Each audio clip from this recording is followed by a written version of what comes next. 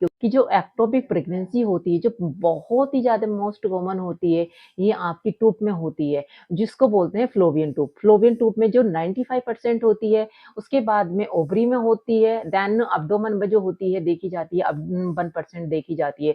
बहुत ही rare cases में देखा जाता है कि आपको सर्वाइकल एक्टोपिक हुई, प्रेगनेंसी हो गई है, कि जो बच्चेदानी की का मुँह होता है, उसमें जो आपको एक्टोपिक प्रेगनेंसी हो जाती है। ये बहुत ही आसान होता है कि आराम से एक औज़ार के द्वारा, डीएनसी के द्वारा उसको बाहर निकाल दिया जाता है। ये लाइफ थ्रेटनिंग कंडीशंस नहीं होती है, इसको क्योर किया जा सकता है। एक्टोपिक प्रेगनेंसी यदि आता है, तो हम बहुत जल्दी से उसको डायग्नोसिस कर लेते हैं कि आजकल जो होता है एक सोनोग्राफी करके देख लिया जाता है। सोनोग्राफी से पता चल जाता है कि आपके बच्चेदानी में कोई सेक नहीं है, तो एक या कोई ट्यूब में सेक बन रहा है, तो एक एक्टोपिक प्रेगनेंसी हो सकती है या कहीं भी हो सकती है, तो सोनोग्राफी से बहुत ज़्यादा क्लियर हो जाता है।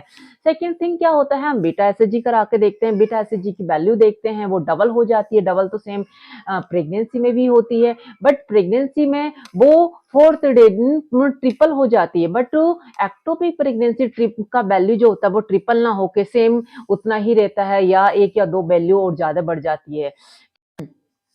अब देख लेते हैं इसके साइन एंड सिम्पटम। यदि साइन एंड सिम्पटम देखते हैं तो इसके लक्षण क्या होते हैं कि आपको सेम कंडीशन जो होती है, सेम लक्षण वही आते हैं आपके जो नॉर्मल प्रेगनेंसी में आते हैं। बट इसमें थोड़ा डिफरेंट होता है कि जो आपको एब्डोमेन पेन होगा वो लेफ्ट साइड में होगा और राइट साइड में होगा, ठीक है? और ये बहुत ही इंटेंसिव में पेन होता है और आपको ब्लीडिंग स्टार्ट हो जाएगी। और ब्लीडिंग कैसी होगी, थोड़ी स्पॉटिंग वाली होगी, जो नॉर्मल पीरियड की तरह नहीं होगी, और होने के बाद में वो क्या हो जाएगी, बंद हो जाएगी। देन उसके बाद आपको एक शोल्डर में पेन होगा, आपको यूरिन करते हुए बहुत ज़्यादा पेन होगा, और आपको मोशन पास करते हुए बहुत पेन होगा। तो ये एक्टोपिक प्रेगनेंसी के